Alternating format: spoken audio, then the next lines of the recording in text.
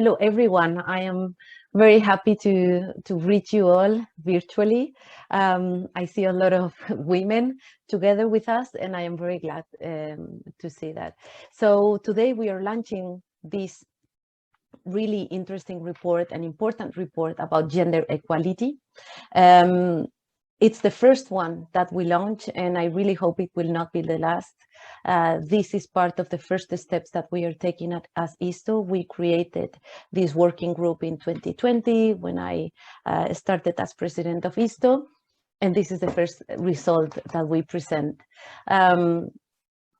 It has been led by Anya, by Iaia Pedemonte, that she's a freelance journalist representing the Associazione Italiana Turismo Responsabile, a member of ISTO, and she's also founder of another important organization. She has a vast experience and so much knowledge about gender equality. She's a really committed woman, and I really think it's a luxury to have her here with us and giving her contribution to ISTO. She will be presenting later. So hello, Iaia, and thank you for being here and thank you for your contribution. She has also worked closely with Anya Diekmann. She's not here with us today. Unfortunately, she doesn't feel well today, but she's professor in tourism at the Bruxelles University. She is also the coordinator of the Alliance in ISTO, and she has a long history collaborating with us, and she's also another luxury to count on. And I also want to thank the 25 women and the 2 men that have contributed to this report. Well, we know this is an important topic, especially for me, as you can probably understand as president. I am very happy also to introduce this topic for the first time in ISTO through this working group, because this is part of our core values and visions of fair and sustainable tourism for all. We know the pandemic has had a huge impact and is economically, and is estimated to push between 119 and 124 million people into extreme poverty. We know women and children are the most sensitive always and most vulnerable to these numbers. So gender equality and the creation of opportunities for women now is absolutely more important than ever, and I am very happy that we are committed to it and that we are taking the first steps towards that. So now I don't want to take any more of your time. I give the floor to Iaia, and thank you so much for being with us today. Thank you so much, and hello everybody. So the working group, sorry, I just had to set my screen. Okay, so the working group on gender equality, diversity and inclusion was born to highlight women places in the tourism industry, creating new opportunities for all through gender empowerment and coming out immediately with useful tools.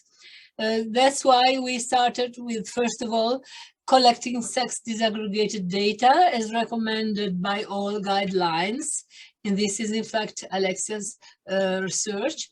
Then second, the moment has come to establish a practical guide of best practices, which in fact it is also what someone asked in the research, some of the interviews. And this is in fact why I wrote in the past months a large manual, kind of a code of guidelines about gender assessment and indicators, biases, criteria, evaluation, etc. Third, what do we want to do? It is to continue spreading equality and diversity inclusion codes to all enterprises and members. As I said, as it is recommended by all the experts, first thing is to collect sex disaggregated data, which we did, and setting guiding principles, which I did. And then we will start to use all processes for a gender assessment and to set up a gender observatory and several other actions. So next slide. Why is this all more and more important? Okay, if we can look at what the European Parliament said with the DG5 growth. They just published it actually yesterday, the transition pathway for tourism. But then also, for example, in the Italian Parliament, we have parameters for equality assessment with the law 162. And then, for example, also UNWTO, they have a gender mainstreaming guidelines that will be launched the 16th of this month in 2 volumes for public and private businesses. Then, to be short, let's have a look at what the McKinsey global studies say. And what do they say? They say that the faster policymakers and business leaders act to push for gender equality and diversity inclusion, the bigger the benefits also for economic growth. So I think you can probably go to the next slide.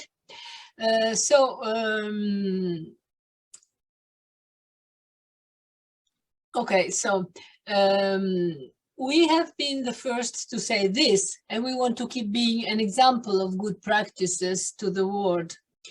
So if you are not being convinced by the laws or by the recommendations of policymakers,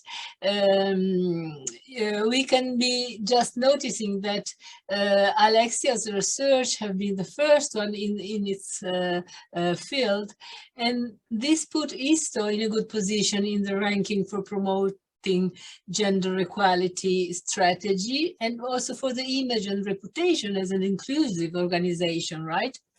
So that's why we invite all of ISTO members to choose a gender representative in your organization, and representing women, but also as a kind of equality officer, checking that diversities are respected.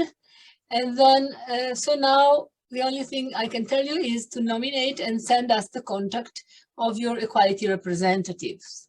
Then we will mention several other issues after the very interesting presentation of Alexia and Jessica. So back to you.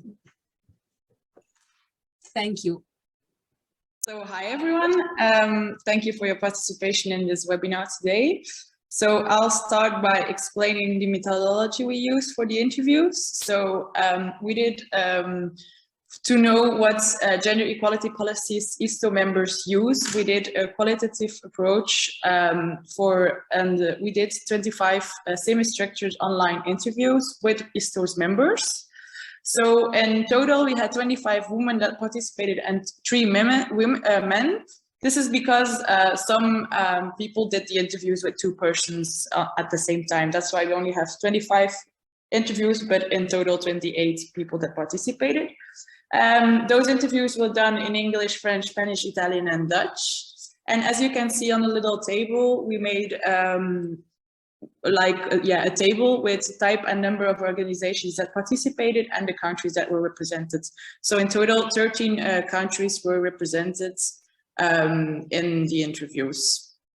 Then now I will start the results. So after analyzing all the interviews, you can go to the next slide, please. We discovered some important results, and those will be so explained in the next slide. So the first result is that 30 interviewees said that gender equality is about giving men and women the same opportunities and rights, with the objective of allowing both genders to contribute to their full potentials without barriers.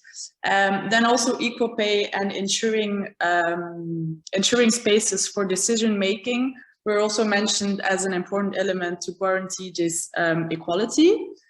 On the other hand, we had like 5 interviewees that considered talking about gender equality is essentially involving women and men, and not talking about women and men, but like seeing them as an individual. So really seeing them as how that you can see it as it's written there also, that whatever their function, whatever their gender, whatever everything, everybody is the same individual. So this is the first result. Then the second result is that there remains a clear segmentation and a high degree of gender rolling stereotyping between men and women in social tourism and in social fair and tourism. So this results show that equality has not been achieved on every level of the organization. And we saw that even in organizations where women are the most represented, the highest position is in 7 out of 5 cases occupied by men, and 7 out of 10, sorry. We did 7 out of 10 because it was only from 10 people that we had that, that number. Then in terms of participation and inclusion, respondents believe that women are always heard within the organization and that they are part of the board of directors in case they have a board of director. So of those who have a board of director, we saw that 10 organizations had an equal number of women and men, and 9 organizations said they did not have that that equality. Nonetheless, mostly the equality was due to national laws, as in some countries they have implemented gender quotas. So, however, these gender quotas are were not supported by all the participants. Like 1 out of 5 said they were even opposed to these because in some cases, like it forces organizations to hire women not for their skills, but really just because they are women and to cover the quota of the organization. Then in terms of salary, the majority of organizations said they had an equal scale, although we had 3 respondents that confirmed there's still an inequality in their base salaries. Also, something that is important to mention is that some organizations work with volunteers, so it's usually unpaid work, and there the women were most active. Then the next slide, please. Then we did a little research concerning the policies within the organization, so the gender equality policies. So we noticed that all the participants were interested in gender equality, but only 6 had real policies implemented in their organizations. And in those cases, we noticed that it was a woman that was director or president of the organization. So, for example, some initiatives that they did was offer a work-life balance, put gender quotas, even though we saw that not everybody wanted those gender quotas, offer training for women as well. Then one organization made like a gender equality commission, and they even said that it's thanks to that commission they had equality in their board of director, because in working with the gender equality offers, how do you explain that? Is working with people that have knowledge and broad understanding of the gender equality. So that's why it was important for them to have that commission. And then there was also another organization that made a committee for participation for women with disabilities. Then you can go to the next slide, please. Then all the other organizations did not have gender equality policies, but this is mainly due because they did not really have a problem. They didn't really have the gender equality problems in their workspace. So for them, policies were considered like unnecessary. Although these organizations didn't really have gender policies, they always did something for their clients, for the equality among their clients. Then we had one that did community involvement, so recognizing that most community leaders are women. Then one said they educated their audience. For example, one created online webinars about gender equality, diversity and inclusion. Another one developed YouTube sessions that explain more about social tourism and the role of women in starting a social tourism business. And then another one created like a mentoring program for women to face gender stereotypes that still exist in the industry. So those were the results. Of course, there are limits to this research. For example, that we only interviewed people that showed that showed like a previous interest in the topic. We also only interviewed people from that were ISTO members. So of course those are two limits. Anyway, I think the results can be interesting for the future. And now my colleague will continue with the recommendations that we have. Thank you. Thank you so much, Alexia. Hi, everybody. Thanks for joining us today. Now I will present a list of recommendations derived from the research. The first point is to give everyone the same opportunities, and this goes beyond equal pay for equal job. That yes, sure, it is important, and we recognize the importance of that, but it can be considered as the first step. With this point, we would like to go further. We talk more about creating the conditions for everyone to grow within the organizations, for everyone has the opportunities for self-development and also for access to decision-making spaces. The second point is provide training to men and women about gender equality. And this is really important for many reasons. The first one is that it gives visibility of this important issue within the organization. And also it communicates both inside and outside the organization that this is an important issue, that the organization really cares about gender equality, and in some way it positions gender equality in the agenda of the organization. But also training is important because it will give the important tools to men and women for better identify certain situations, certain actions, or certain behaviors that can go against gender equality. And with this information will allow organizations to better take action on that issues, on those situations that can put at risk gender equality. The third point is to provide a safe working environment, and a working environment free from violence, free from harassment and discrimination. And for this to be achieved, is very important to have that the organization has an action plan and a strategy to follow, where people know what to do in a case of a situation happens, to who to contact to, and also the consequences that certain actions or behaviors may have if they put at risk gender equality inside their organizations.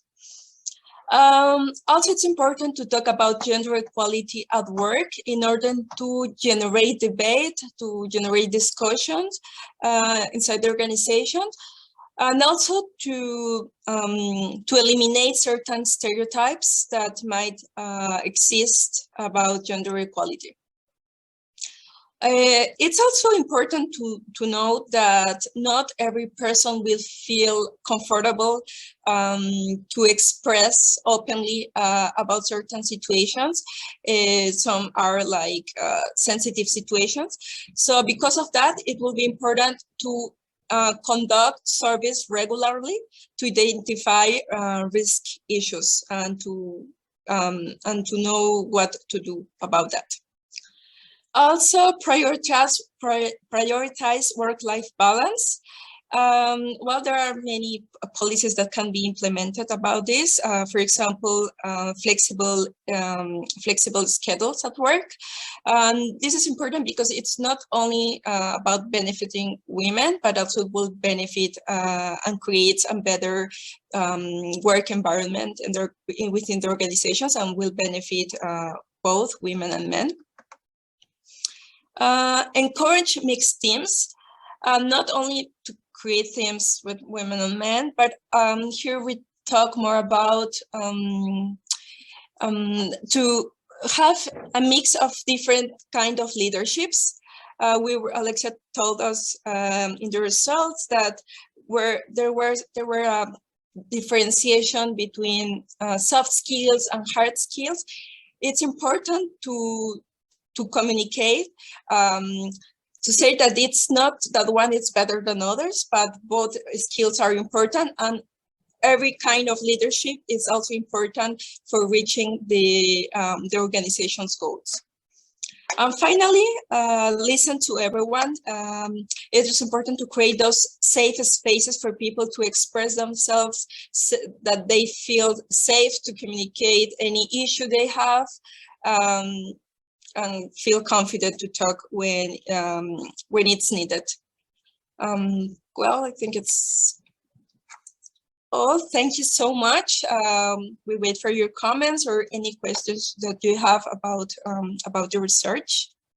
I will stop sharing. I just have something to add. If you are interested in like the report, you can find everything online. So we did the translation of the report in English, Spanish, and French. So it's all on the website of ISTO if you want to have the details from everything.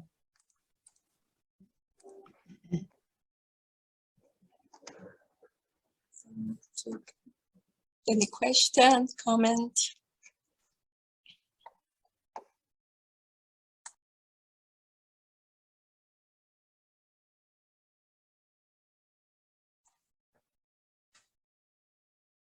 May I ask you something to Alexia?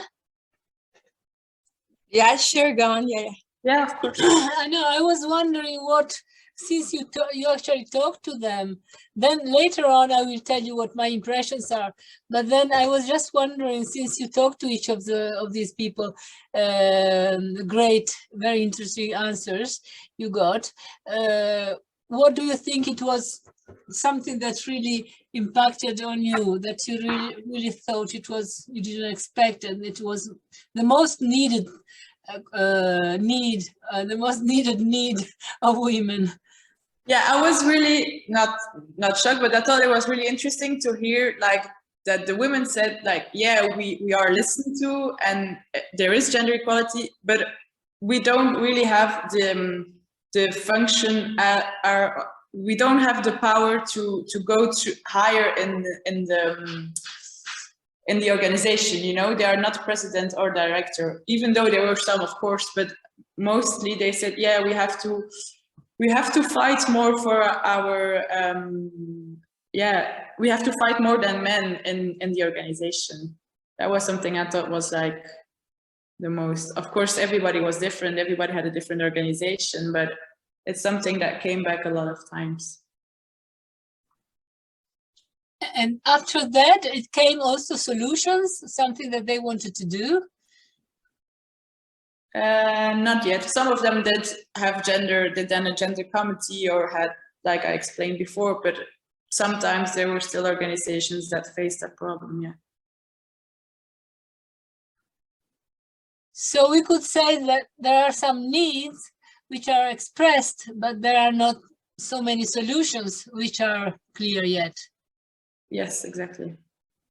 I wonder, yeah, I see that there are some people that I interviewed are here today. I don't know if maybe they have any comments on, if you want to speak, because of course it was anonymous, but if you'd like to speak or express your feelings about this result, you can of course talk. Yeah, it could be very interesting if any of the people interviewed would like to say something about what to do, suggestions, how to continue, how to go on, etc., etc. We would be happy. First of all, we would be happy to have you in our group anyway, but that will be in the next conversation. But now maybe you can suggest or say something that could be useful for everybody.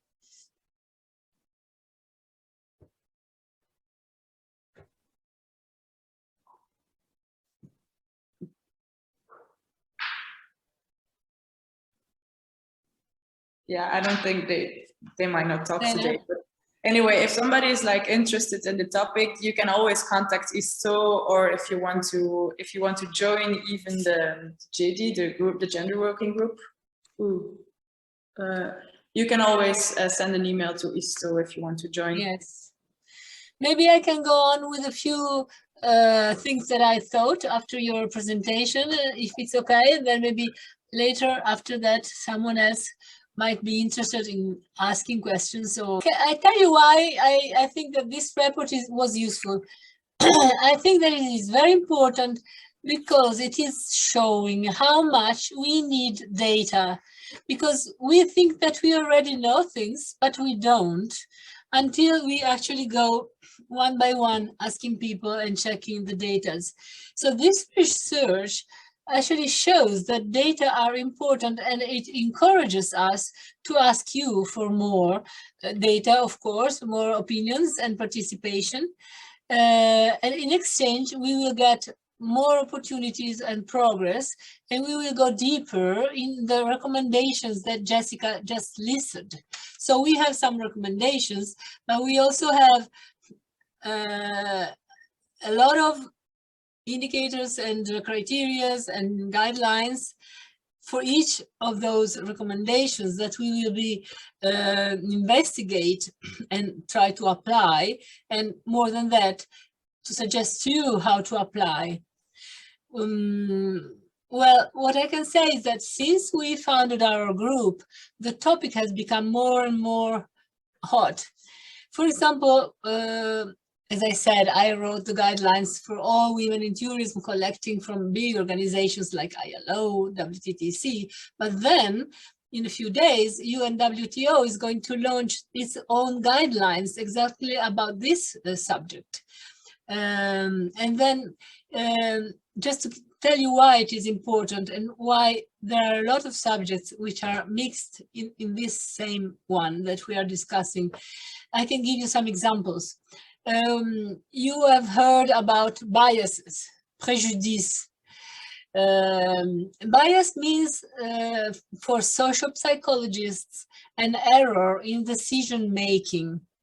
We know that biases and stereotypes are a cultural legacy, right? I found, for example, extremely interesting that also in our report, we get different information depending on the countries and cultures. For example, in Nepal, we had women who feel not listened to. In Guatemala, we have the campesinos who are organized half and half in the jobs. And then, for example, from Canada, they say that the gender diversity enters naturally in the social dimensions. Also in our group, we talk about biases and stereotypes. For example, Alexia said that the first of all, women should get equal chances as men in all sectors. And Isabel said that she would want to see changes in the roles women have. Then also the first bias I find in tourism when I interview people is cultural, and this is because they say that they have no stereotypes. So their bias, their stereotype is that they have no stereotypes, because then practically you see that yet women have times, distances, capabilities, real possibilities not considered, and too often they are overburdened of work. That's why when you collect data directly from women, you can calculate how much their rights are protected. The first thing women in tourism tell me, for example, is that they would like their voices more heard.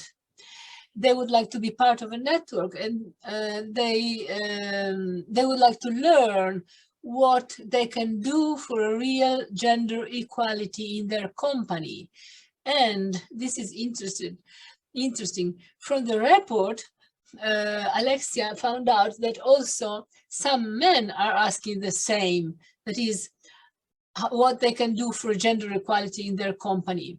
And once that they see that these biases exist, they have the same need to fix something in their own company.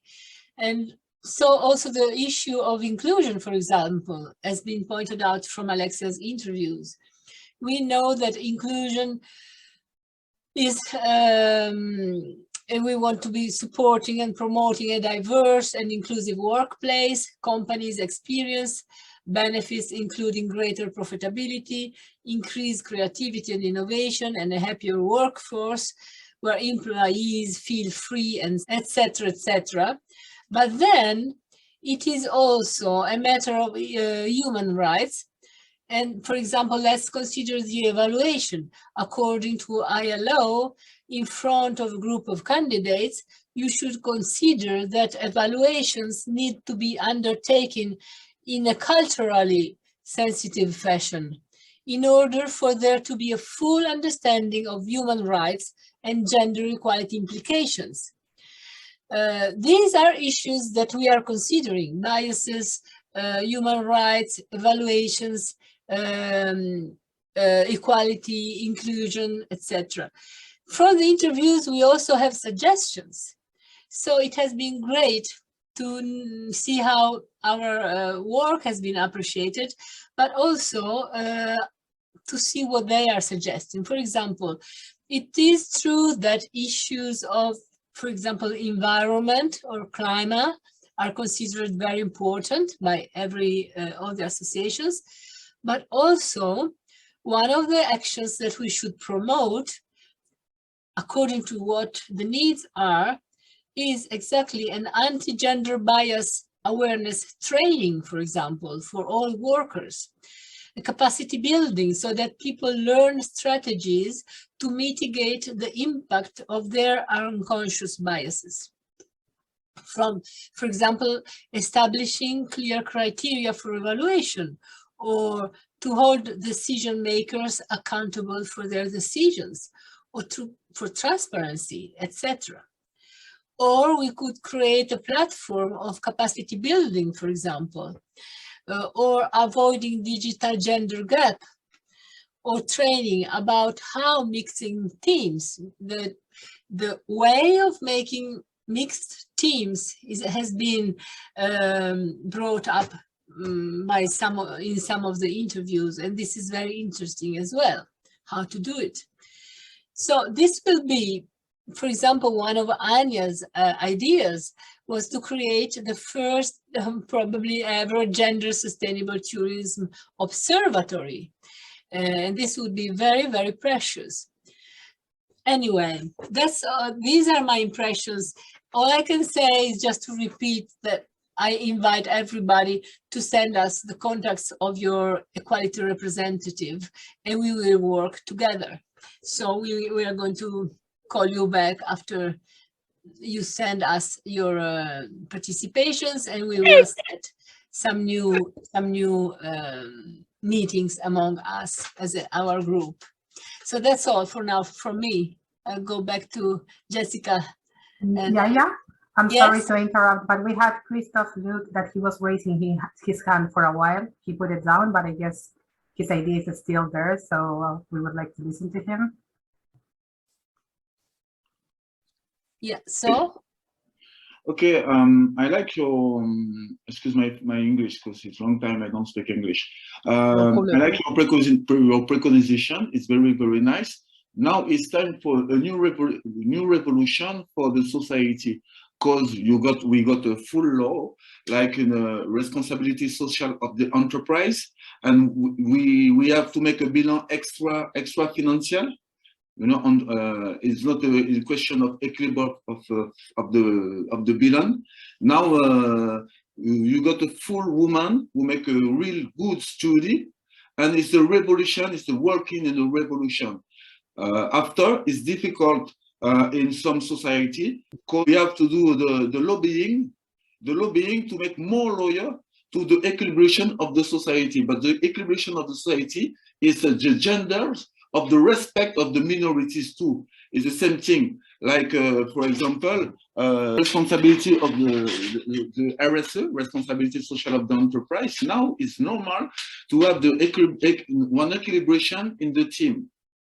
Because if you don't have this equilibration, you got some problems. But after is the responsibility, for example, the family, for the families. When you got a woman who work and you got the father who work, to make the same equilibration, not to come, not to go in the speed relation, so disequilibrated society. The woman is equal of the man, and sometimes when I work with in the tourism situation, and we got some war between feminism in feminism in the bad sense, you know, because the equilibration is normal between the man and the woman, human equality of humanities. And the solution for the future, because I meet a lot of enterprise of tourism, of in a social thing. This is my job on with Vacances Ouvertes. Sometimes I see it's impossible to see this equilibration. Sometimes I have got the team with full woman and one man, but the equilibration is not a positive for the society. Because now when you make the study in a university, you got full woman in my job now. I meet every time woman, but it's not a problem for me because I come from with six sister and I only one man. Donc it's one usually of education. Now the second report is the education in the school. For example, in my country, I live near the sea, and full people in Paris never see never have an approximation of the tourism, and the tourism is a social solution for the equality. Because when you go in a camping, you got the woman, the man, the children, the boys, the girls, and they play together, and they make a tradition to build something together. This is the tactical thing we can do now.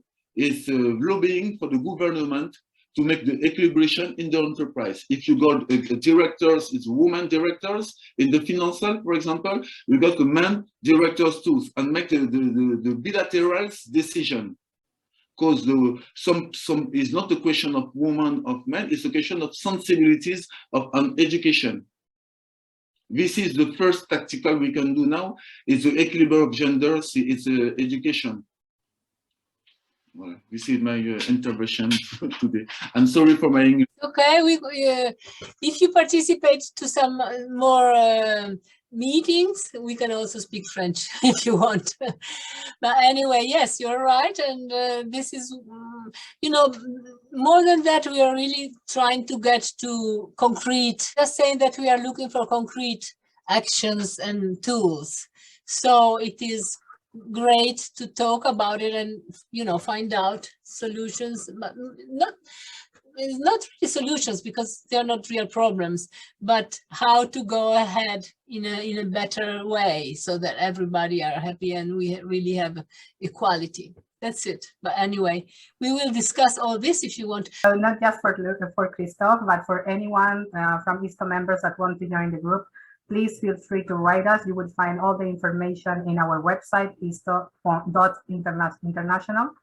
And we're open to keep working on this topic and many others. So check our website, see our actions. You can also check our social media, subscribe to our newsletter, and keep working for a better tourism for all. Thank you, everyone, and have a good week.